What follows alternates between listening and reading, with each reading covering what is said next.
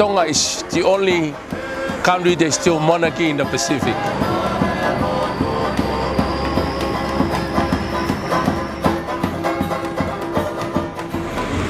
I'm holding here a war club that telling the world who ruled the Pacific Island in the olden days.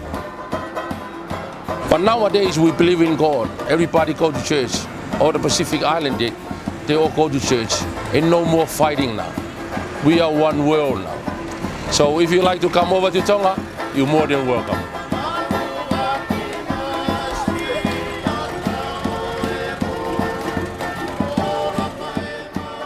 The beautiful kingdom of Tonga is located in the heart of the South Pacific. This small island nation is already considered to be one of the most vulnerable places on the planet. But the growing impact of climate change means that Tonga is becoming even more vulnerable to the impacts of extreme weather. On the 11th of January 2014, Tonga's Ha'apai Islands were hit by Cyclone Ian, the most powerful storm ever recorded in the country.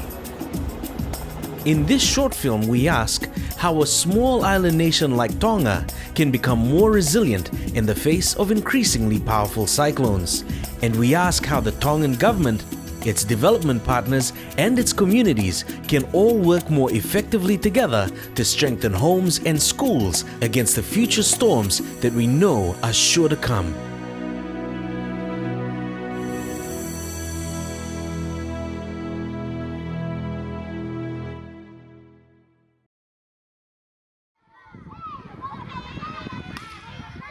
Government architect Nulolo Prescott has surveyed all the school buildings in Tonga, and he believes that over 50% of these buildings would be destroyed in a Category 5 cyclone. You look at the concrete wall, the structure of the building is really need to be upgraded before they collapse in the kids. You see the blocks, it's showing under substandard blocking, just breaking, and of course the construction method used was not properly done.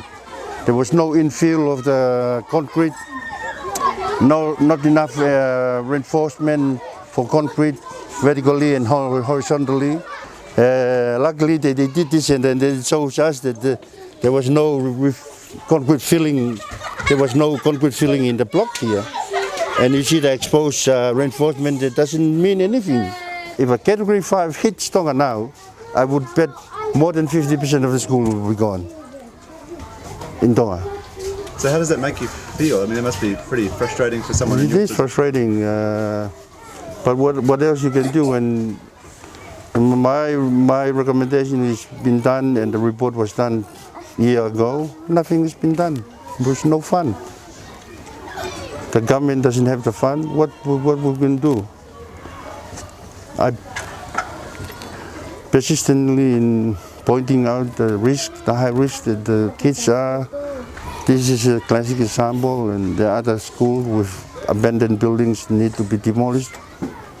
If the cyclone hit Tonga, the subways, I don't want to think about it.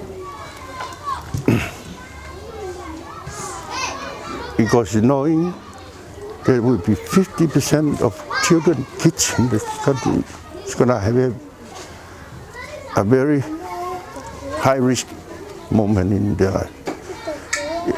Some of the schools have a very high risk in earthquake. There are a few buildings in Ravau, here in Tongatapu. A schooling in a building that can be collapsed in any moment with right movement of seismic movement. Mr. Prescott says some of the most poorly constructed schools in Tonga have been funded by well-meaning community groups from countries such as New Zealand, Australia, and Japan. He says that these donors often provide funding to parent-teacher associations without working to ensure that these groups purchase appropriate building materials and use correct building practices.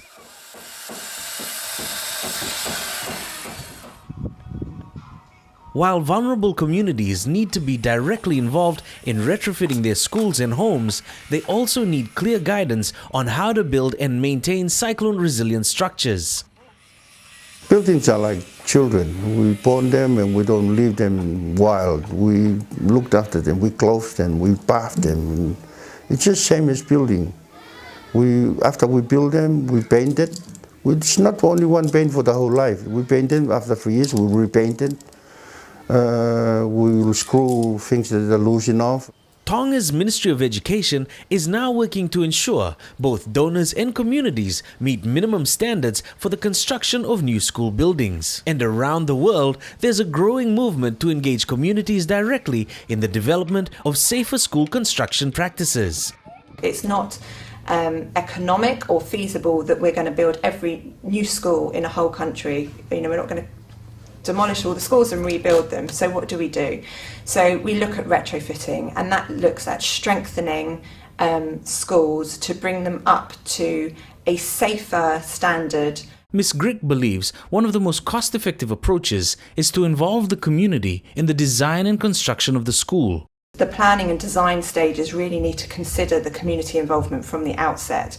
But using the community as labour is one way of helping build their capacity of safe construction so that can be passed on more generally in the community, but also help them understand how to maintain the building, because often it's left to the community to maintain the building during the lifespan of the school.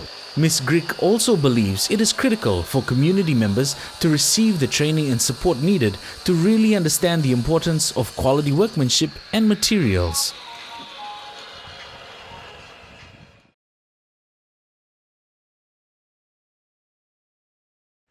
Cyclone Ian destroyed or severely damaged nearly 1,000 houses and public buildings in the Ha'apai Islands. Incredibly, there was just one fatality. While emergency aid poured in to help the most vulnerable, more than a year after the cyclone, many families were still living in tents as they waited for new houses to be built.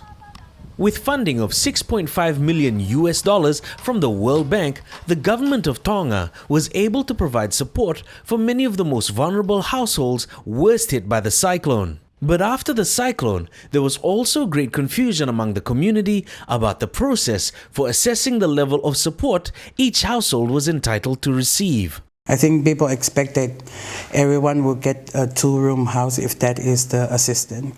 But then they didn't realize that we're talking about more than 1,000 households that were affected by Ian.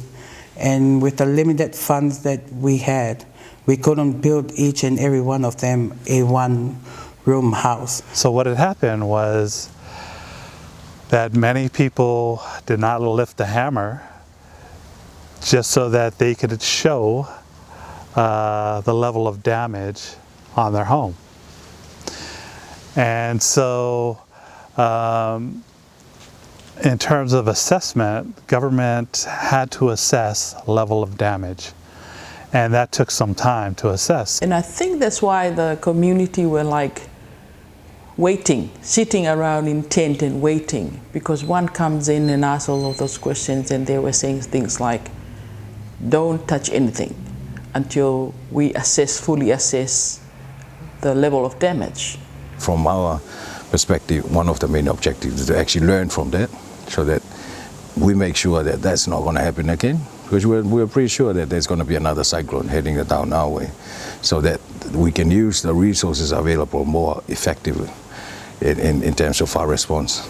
So, yeah, to sum it up, to learn from the mistakes and also the success, what we've done right in terms of this particular intervention. The reconstruction process was also delayed by the complex nature of land ownership in Ha'apai. I don't think a lot of people outside of Tonga understand how complicated the Land Act is in Tonga. So we have to really push, and no one can give the consent. If that land is registered to a private registered landholder, no one else can give the consent for the construction on that plot of land except that landowner.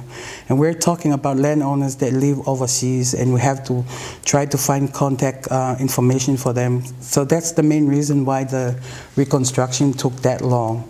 The policy was to give the benefit for whoever was staying in the house during the cyclone. And it was okay for those that their land house owners, you know. But there were a lot of people that were occupying people's property, you know, and that's where all these problems arise, you know. That people, especially the true owners, you know, of the property, they were reluctant to give their consent, you know, for those people to get, not only to get the house, the new house, the replacement house, and they were awarded to stay on their land for another 30 years or so. And we find a lot of stories about them having the breakdown in their relationship with their brothers, with their uncles who own the land, just because of this whole process of registrations and getting legal entitlement to the land before any house can be built. Because they felt that they would have to start asking their brothers to sign the consent form and their uncle to sign the consent form.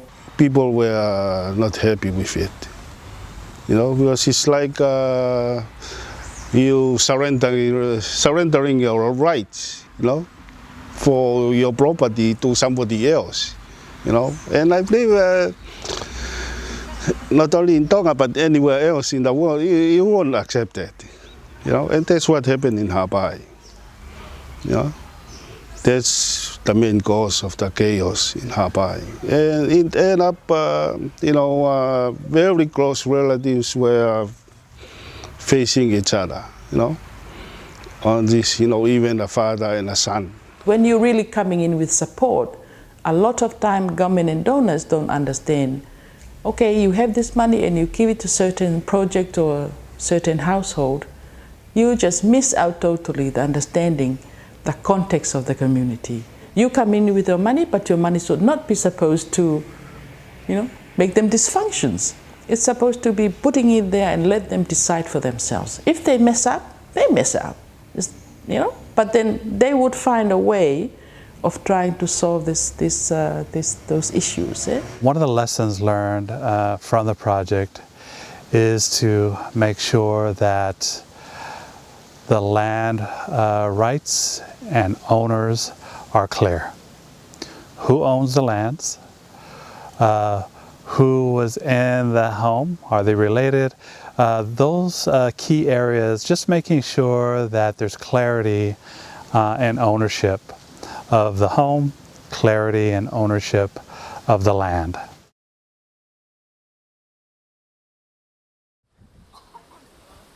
Ultimately, over 1,000 households in Ha'apai will benefit directly from financial support provided by the World Bank. Almost 400 new 1- and 2-room houses have been constructed, while another 350 homes have been repaired by professional contractors. Each new 2-room house costs around $20,000, while the 1-room houses cost around $15,000 to construct. But many households also decided to use financial assistance from the World Bank to repair their own homes using high-quality materials sourced by the project. The guidance of building inspectors like Semisi Fifita have been critical to ensuring the success of the community's self-supported repair work. We have to inspect all the houses for the project and the government of Tonga and give an assistance to the builder or to the household or who's doing the works, how to do the works, and to make sure that the building, the house that they are building, it's gonna withstand a cyclone or other natural disaster. So this is the work is here just from the neighbors. They're just trying to fit the louvers and fit the window frames. They have to fix every joint with this knuckle nail plate, and even every chassis must be tied down with Cyclone ties. That's the head of household. He's over 70 plus. The 1-room house is 4.8 by 3.6. The purpose of the 1-room house just to give a start for the families. So after a month or after a few years, they can extend the house.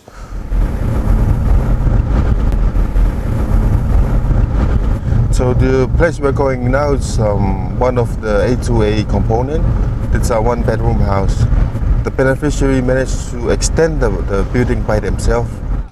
Since March 2015, the World Bank project has supported the construction of 200 one-room houses, but so far only one family has worked to build its own extension to this initial cyclone-proof structure.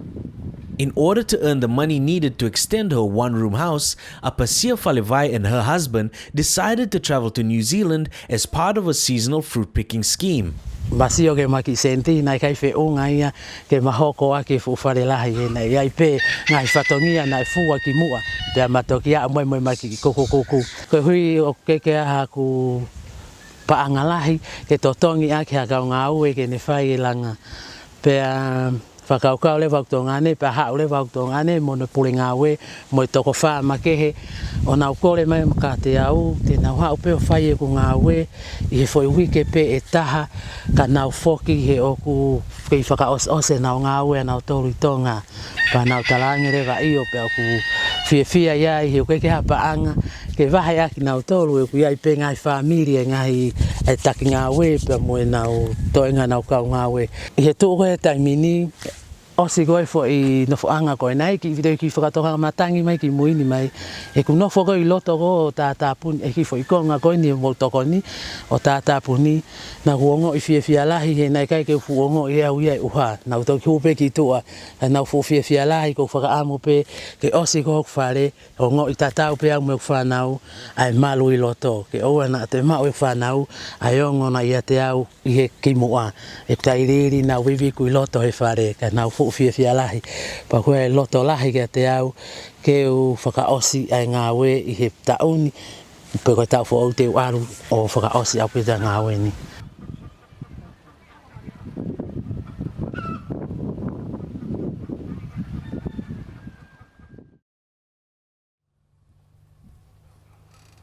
As the project progressed, it also became clear that many of the remaining households would receive greater benefits if they used their funding entitlement to undertake self-supported repairs.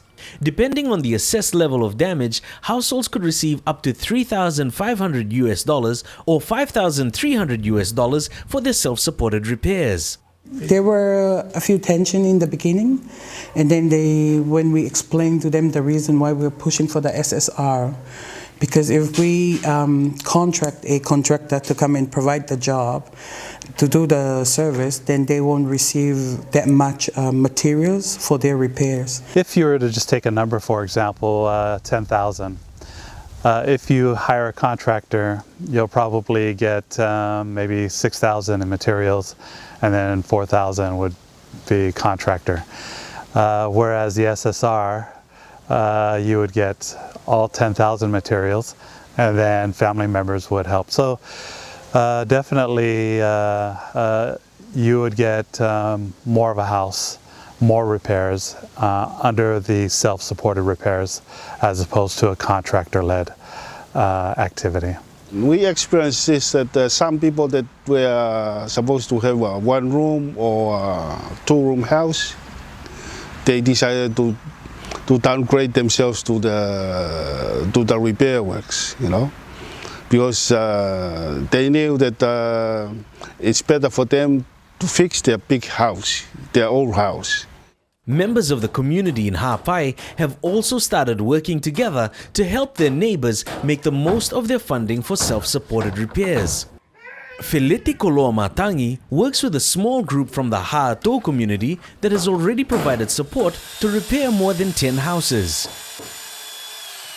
Ki kire ka tufunga, ko koura, o ku nau tokoni be, o ku nau biro holope he uapi, o fie tokoni, ko ngau e ko ni ko ngau e ofu, ki he kakai ko toa, kai ke ia ha seni de ma, ko e ki mea tokoni be ku ngahi e whamiri ko ia, o nau lawe ai ki kau kulupu ko ni, o ku nau ni mo wa ngahi ki me tokoni ki ti bongbong Pea au ki hoa tau.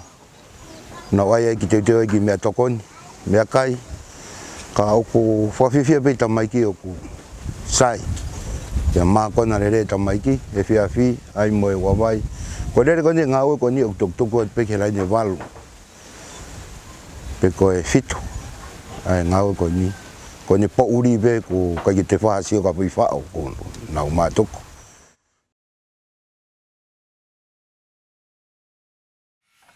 It is clear from the reconstruction efforts in Ha'apai that we can help to strengthen resilience to climate change by supporting greater self-reliance at the community level. Being able to receive the tools, being able to get the supplies, and then having the inspectors support them as they do their repairs are hugely useful in terms of being more resilient. You know, I sometimes use the rugby as an example. You know, when you play against another team, you need to learn about the opposition, and in this case, climate change. You need to train yourself, get some stamina. You need to have some skills. So it's just like that. So when you're actually playing against the other team, you learn how to actually sidestep certain things, thereby reducing the risk. You need to actually be able to take the hit. You know, take the hit, go down, and you have to get up and still keep going.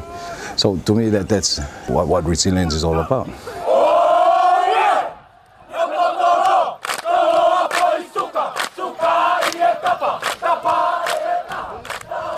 In the final analysis, it is critical for governments and development partners to help build on the traditional resilience that already exists in Tonga's communities.